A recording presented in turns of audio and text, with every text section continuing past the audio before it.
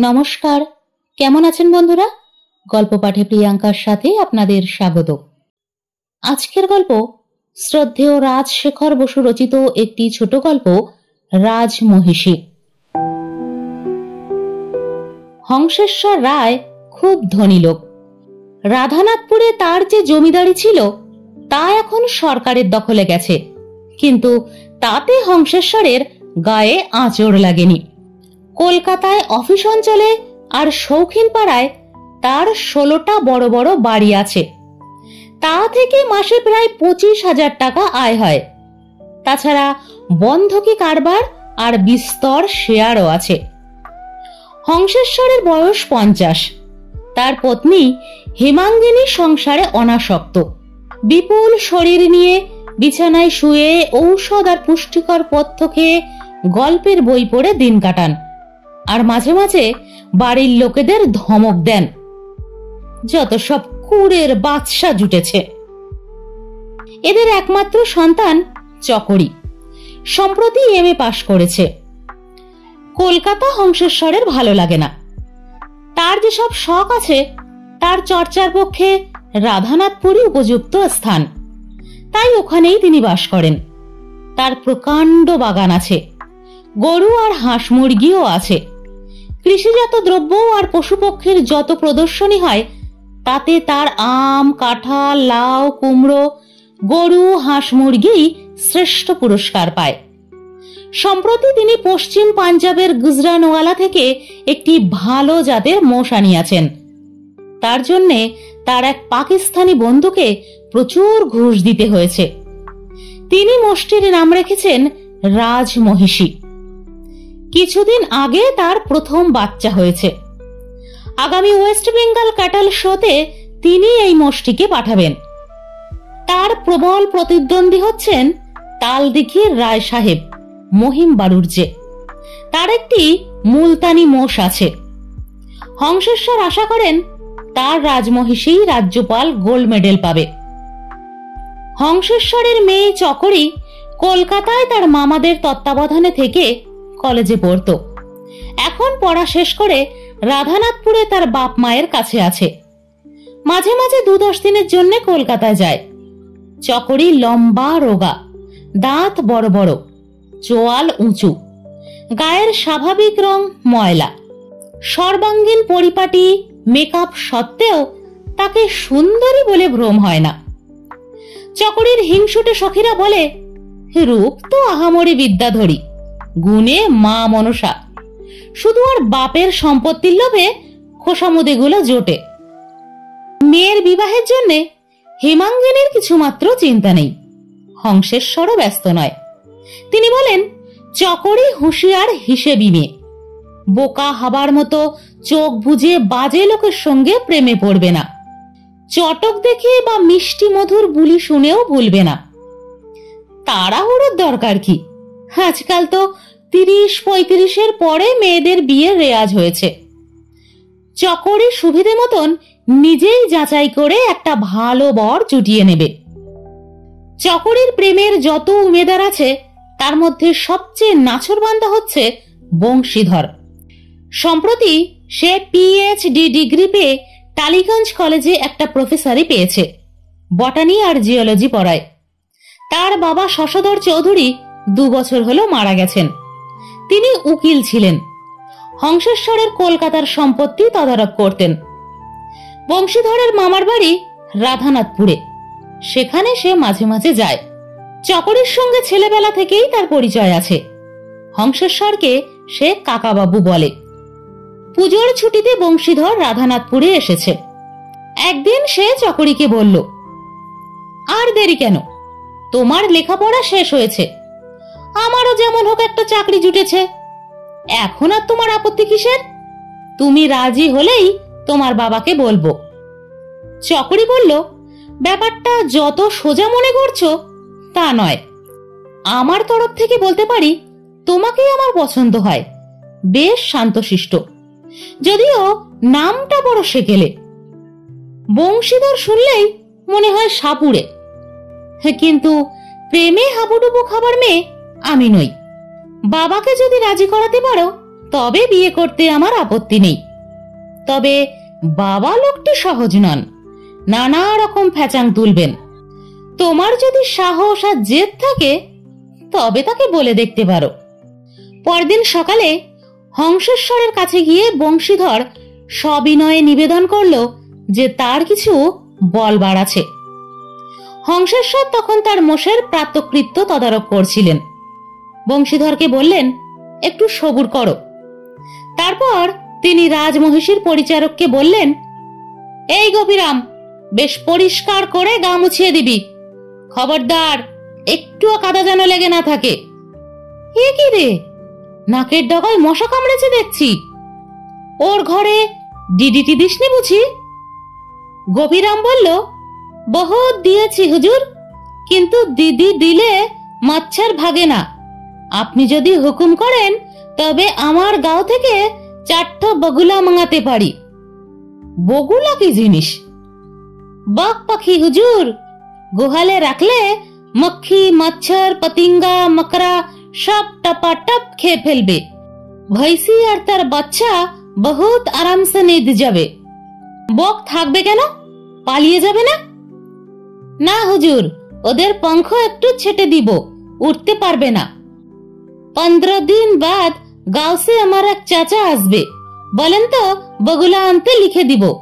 4 বগুলায় 20 টাকা আন্দাজ খরচ পড়বে। বেশ, আজই লিখে দে। গোপীরামকে আরো কিছু উপদেশ দিয়ে হংসেশ্বর তার অফিস ঘরে বংশীধরকে নিয়ে গেলেন। প্রশ্ন করলেন, তারপর বংশী, ব্যাপারটা কি হে? মাথা নিচু করে হাত কসলাতে কসলাতে বংশীধর বলল, কাকাবাবু, অনেক দিনের একটা দুরাশা আছে, তাই আপনার সম্মতি ভিক্ষা করতে এসেছি। হংসেশ্বর বললেন, চকরিকে বিয়ে করতে চাও, হেই তো? বংশীধর সবাই বলল, আগে হ্যাঁ। হংসেশ্বর বললেন, শোনো বংশী, আমি স্পষ্ট কথার মানুষ। পাত্র হিসেবে তুমি ভালোই, দেখতে চকরির চাইতে ঢের বেশি সুশ্রী, বিদ্যাও আছে, যতদূর জানি চরিত্রও ভালো। কিন্তু তোমার আর্থিক অবস্থা তো সুবিধের নয়। কলকাতায় একটা সেকেলে পৈতৃক বাড়ি আছে বটে, কিন্তু সেখানে তোমার মা, দিদিমা, ভাই, বোন, ভাগ্নেরা গিজগিজ করছে। সেই ভিড়ের মধ্যে চকরি 1 মিনিটও টিকতে পারবে না। তারপর তোমার আয়, মাইনে কত পাও হে? 200, পরে 250 হবে? খেপেছ? ওই টাকায় চকরিকে পুষতে যাও? তার সাবান, cream, powder, paint, lipstick, scent, এই সব খরচই তো মাসে 250-র ওপর। তুমি হয়তো ভেবেছ মেয়ে জামাইয়ের ভরণ পোষণের জন্য আমি মাসে মাসে মোটা টাকা দেব। সেটি হবে না বাবু। বংশীধর বলল, আমি গরিব হলেই বা ক্ষতি কি কাকা বাবু? চকরি আপনার একমাত্র সন্তান, সে যাতে সুখে থাকে তার জন্য আপনি অর্থ সাহায্য করবেন, এ তো স্বাভাবিক। আপনার অবর্তমানে ওই তো সব পাবে। অবর্তমান হতে ঢের দেরি হে, আমি এখনো 40 বছর বাঁচব, তার আগে 1 পয়সাও হাতছাড়া করব না। মেয়ে যতদিন আইবুড়ো ততদিন আমার খরচে নবাবি করুক, আপত্তি নেই, কিন্তু বিয়ের পর সমস্ত ভার তার স্বামীকে নিতে হবে। আর যদি বা তোমাদের খরচ আমি যোগাই, তাতে আমার মাথা হেঁট হবে না। বাপের মাইনের গোলাম স্বামীর উপর কোনো মেয়ের শ্রদ্ধা থাকে না। আমি বা চ্যারিটি বয় জামাই করতে যাব কেন? বংশীধর কাতর স্বরে বলল, তবে কি আমার কোনো আশা নেই? আশা থাকতে পারে, তুমি উঠে পড়ে লেগে যাও, যাতে তোমার রোজগার বাড়ে। তোমার মাসিক আয় 2500 হলেই আমার আর আপত্তি থাকবে না। অত টাকা আয়ের তো কোনো আশা দেখছি না। আর চকরি কি ততদিন সবুর করবে? সবুর করবে কিনা আমি কি করে বলবো? তুমিই তার সঙ্গে বোঝাপড়া করতে পারো। হ্যাঁ, আর একটা কথা তোমার জেনে রাখা দরকার, চকরিকে ভাঁওতা দিয়ে রাজি করিয়ে যদি আমার অমতে তাকে বিয়ে করো, তবে আমার সমস্ত সম্পত্তি হরিণঘাটায় দান করব। গো, মহিষ, ছাগাদি পশু আর হংস, কুক্কুটাদি পক্ষীর উৎকর্ষ কল্পে। আর চকরি আমার সম্পত্তি পেলেই বা তোমার কি সুবিধে হবে? সে অতি ঝানু মেয়ে, কাকেও বিশ্বাস করে না। ব্যাংকের চেকবুক তোমাকে দেবে না, বিষয়ে যা পাবে তাতেও তোমাকে হাত দিতে দেবে না। বড়জোর তোমার সিগারেটের খরচ যোগাবে, আর জন্মদিনে কিছু উপহার দেবে, এক সুট ভালো পোশাক, কি রিস্টওয়াচ, কিংবা একটা শার্পার 90 কলম। চকরিকে বিয়ে করার মতলব ছেড়ে দেওয়াই তোমার পক্ষে ভালো। বংশীধর বিষণ্ণ মনে চলে গেল। বিকালবেলা তার কাছে সব কথা শুনে চকরি বলল, বাবা যে ওই রকম বলবেন তা আমি আগে থাকতেই জানি। বংশীধর বলল, চকরি, তোমার বাবার সম্পত্তি তারই থাকুক, আমার তাতে লোভ নেই। তুমি যদি সত্যিই আমাকে ভালোবাসো তবে ত্যাগ স্বীকার করতে পারবে না? প্রেমের জন্যে নারী কি না ছাড়তে পারে। যদি ভালোবাসা থাকে তবে আমার সেকেলে ছোট বাড়িতে আর সামান্য আয়েই তুমি সুখী হতে পারবে।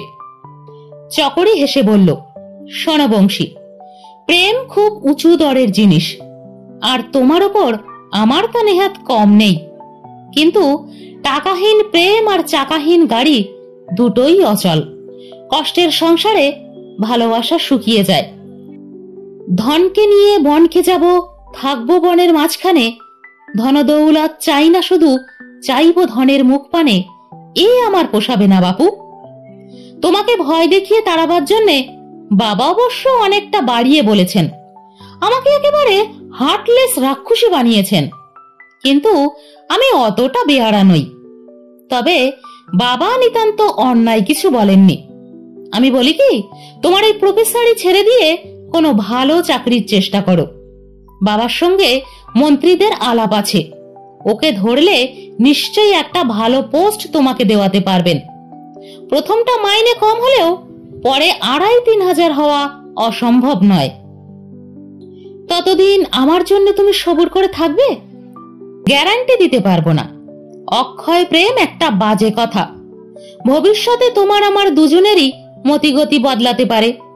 যা বলি শোনো, একটা ভালো সরকারি চাকরির জন্যে নাছোড়বান্দা হয়ে বাবাকে ধরো, কিন্তু এখনই নয়। ওর মাথার এখন ঠিক নেই, দিন রাত ওই মোষটার কথা ভাবছেন। বাবার গুপ্তচর খবর এনেছে, তালদিঘির সেই মহিষ বাড়ুর্যের ফুলতানি মোষ নাকি রোজ 20.5 দুধ দিচ্ছে, আমাদের রাজমহিষীর চাইতে কিছু বেশি। যদিও দুটোই সমবয়সী তরুণী মোষ। বাবা তাই উঠে পড়ে লেগেছেন। রাজমহিষীকে কাপাস বিচির খোল, চীনাবাদাম, পালং শাক, কড়াইশুঁটি, গাজর, টমেটো, নারকেল কোড়া, কমলালেবুর রস, এই সব পুষ্টিকর জিনিস খাওয়াচ্ছেন। ভিটামিন বি কমপ্লেক্সও দিচ্ছেন। এক্সিবিশনটা আগে চুকে যাক। রাজমহিষী যদি গোল্ড মেডেল পায় তবে বাবা খুব দিলদরিয়া হবেন, তখন তাকে চাকরির জন্য ধরবে। আর 1 মাস পরেই পশ্চিমবঙ্গ গবাদি পশু প্রদর্শনী। কিন্তু হংসেশ্বর মহা বিপদে পড়েছেন। রাজমহিষী খাওয়া প্রায় ত্যাগ করেছে, দুধও নামমাত্র দিচ্ছে। যত নষ্টের গোড়া ওই গোপীরাম। সে তার ইয়ারদের সঙ্গে রাস পূর্ণিমায় মেলায় গিয়ে খুব তারিখে হাঙ্গামা বাঁধিয়েছিল। পুলিশ এসে তাদের সঙ্গে বীর দর্পে লড়ে, একটা কনস্টেবলের মাথা ফাটিয়েছিল। তার ফলে তাকে গ্রেপ্তার করে থানায় চালান দেওয়া হয়। খবর পেয়ে তাকে খালাস করবার জন্যে হংসেশ্বর অনেক চেষ্টা করলেন। কলকাতা থেকে ভালো ব্যারিস্টার পর্যন্ত আনালেন। আদালতে তিনি প্রার্থনা করলেন মোটা জরিমানা করে আসামিকে ছেড়ে দেওয়া হোক, কিন্তু হাকিম তা শুনলেন না। 6 মাস জেলের হুকুম দিলেন। তখন ব্যারিস্টার বললেন, ইয়োর অনার, এই গোপীরাম যদি জেলে যায় তবে শ্রী হংসেশ্বর রায়ের সর্বনাশ হবে। তার বিখ্যাত চ্যাম্পিয়ন বাফেলো রাজমহিষী গোপীরামের বিরহে খাওয়া দাওয়া বন্ধ করে দিয়েছে। না খেলে সে আগামী ক্যাটল শোতে দাঁড়াবে কি করে? অতএব ইয়োর অনার, দয়া করে মোটা জামিন নিয়ে আসামিকে 1 মাসের জন্য ছেড়ে দিন। প্রদর্শনী শেষ হলেই সে জেলে ঢুকবে। কিন্তু হাকিমটি অত্যন্ত একগুঁয়ে আর অবুঝ, কোনো আবদার শুনলেন না। তাই গোপীরাম এখন জেলে রয়েছে। হংসেশ্বর পূর্বে বুঝতে পারেননি যে মোষটা গোপীরামের এত ন্যাওটা হয়ে পড়েছে। এখন তিনি অকুল পাথারে হাবুডুবু খাচ্ছেন। গোপীরামের সহকারীরা কেউ ভয়ে এগোয় না, কাছে গেলেই রাজমহিষী গুঁতোতে আসে। শুধু হংসেশ্বরকে সে কাছে আসতে আর গায়ে হাত বুলোতে দেয়, কিন্তু তিনি খুব সাদাসাদি করেও তাকে খাওয়াতে পারলেন না। হংসেশ্বরের এই সংকট শুনে বংশীধর তার সঙ্গে দেখা করতে এলো। তিনি তখন একছড়া সিঙ্গাপুরি কলা মোষের নাকের সামনে ধরে লোভ দেখাচ্ছেন আর খাবার জন্যে অনুনয় করছেন, কিন্তু মোষ ঘাড় ফিরিয়ে নিচ্ছে।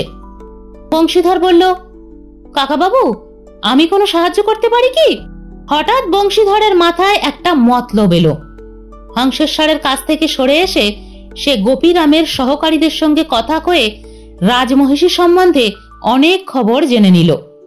তার পরদিন ভোরের ট্রেনে সে বর্ধমান জেলে গোপীনাথের সঙ্গে দেখা করতে গেল। তার উদ্দেশ্য শুনে জেলার খুশি হয়ে অনুমতি দিলেন। রাধানাথপুরে ফিরে এসেই হংসেশ্বরের কাছে গিয়ে বংশীধর বলল, কাকাবাবু, ভাববেন না, আপনার মোষ যাতে খায় তার ব্যবস্থা আমি করছি। হংসেশ্বর বললেন, ব্যবস্থাটা কিরকম শুনি? তুমি ওকে খাওয়াতে গেলেই তো গুতিয়ে দেবে। আমি নয়, আপনিই ওকে খাওয়াবেন। গোপীরামের সঙ্গে দেখা করে আমি সব হদিশ জেনে নিয়েছি। ব্যাপার হচ্ছে এই, মোষটাকে খাওয়াবার সময় গোপীরাম তার গায়ে হাত বুলিয়ে একটা গান গাইতো। সেই গানটি না শুনলে রাজমহিষীর আহারে রুচি হয় না। এ তো বড় অদ্ভুত কথা। আগে রুশ বিজ্ঞানী প্যাভলন একেই বলেছেন কন্ডিশনড রিফ্লেক্স। আপনাকে গানটি শিখে নিতে হবে। হংসেশ্বর বললেন, গানটা না আমার আসে না, যাই হোক, গানটা কি শুনি? বংশীধর বলল, কাকাবাবু, আমারও একটা কন্ডিশন আছে, আগে কবুল করুন। মোষ যদি আগের মতন খায় তবে আমাকে খুব মোটা বকশিস দেবেন। কি চাও তুমি? চকরির সঙ্গে বিয়ে? চকরের কথা পরে হবে। আপনার 3খানা বাড়ি আমাকে দেবেন। ব্রাবন রোডের সেই 8 তলাটা, চৌরঙ্গীর 6 তলাটা আর সারদান অ্যাভিনিউয়ের 3 তলাটা। ওহ, তোমার আর স্পর্ধা তো কম নয় ছোকরা। ওই 3টে বাড়ি থেকে মাসে আমার প্রায় 5,500 আসে, তা জানো? আগে জানি বই কি, কিন্তু ওর কমে তো পারবো না কাকাবাবু। ওই আয় যখন আমার হবে তখন চকরির সঙ্গে বিয়ে দিতে আপনার আর আপত্তি থাকবে না। আপনারও কিছু সুবিধে হবে, ইনকাম ট্যাক্স আর ওয়েলথ ট্যাক্স কম লাগবে।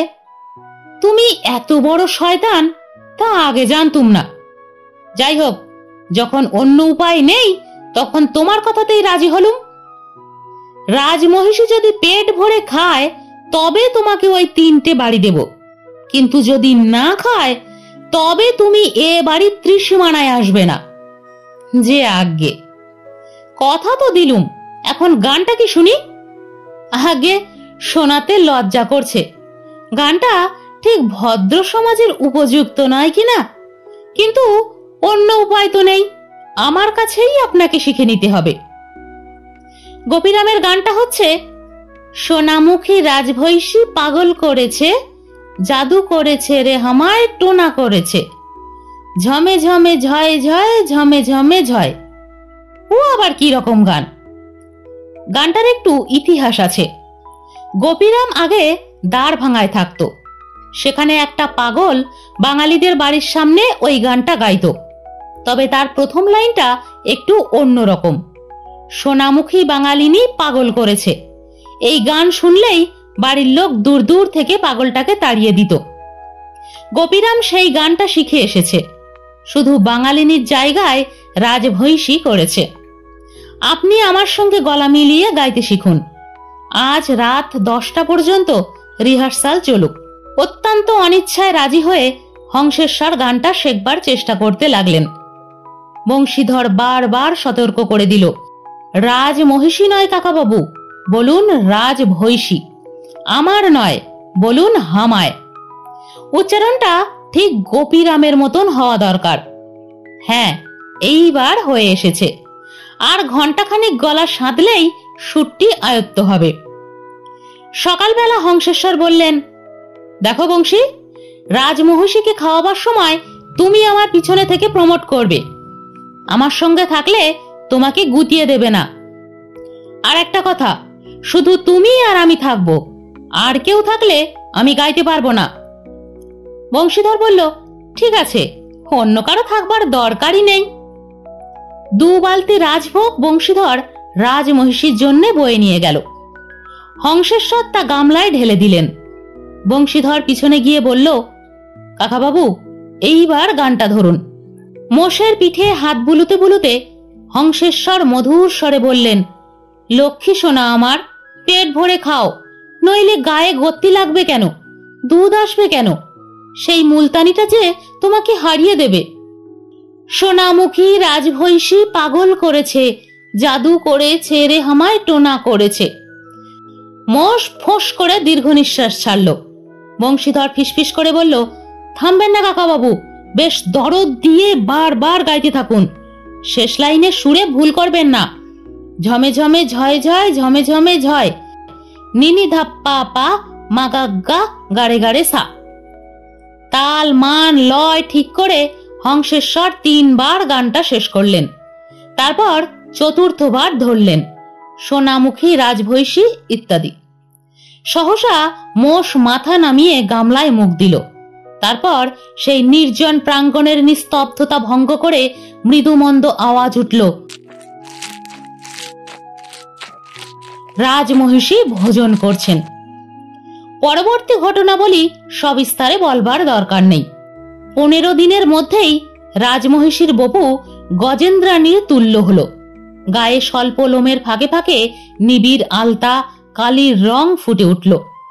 বিপুল পয়োধর থেকে প্রত্যহ 25 সের দুধ বেরুতে লাগল। পশ্চিমবঙ্গ গবাদি পশু প্রদর্শনীতে সে মহিম বাড়ুজ্যের মুলতানি এবং অন্যান্য প্রতিযোগিনীদের অনায়াসে হারিয়ে দিল। রাজ্যপাল তার গায়ে একটু হাত বুলিয়ে দিলেন। কৃষিমন্ত্রীর সন্তর্পণে 1 ছড়া রজনীগন্ধার মালা তার গলায় পরিয়ে দিলেন। রাজমহিষী প্রসন্ন হয়ে সেই অর্ঘ্যটি গ্রহণ করে চিবুতে লাগল। বংশীধরের নতুন আবদার শুনে হংসেশ্বর বললেন, আবার চাকরির শখ হলো কেন? আমার বুকে বাঁশ দিয়ে তো যত পেরেছো বাগিয়ে নিয়েছো। বংশীধর বলল, আগে একটা ভালো পোস্ট না পেলে যে আমার সেলফ রেসপেক্ট থাকবে না। লোকে বলবে না বেটা শ্বশুরের বিষয় পেয়ে নবাবি করছে। আজকের গল্প এখানেই শেষ। পরবর্তী গল্প নিয়ে ফিরে আসছি খুব তাড়াতাড়ি। ততক্ষণ ভালো থাকুন, সুস্থ থাকুন।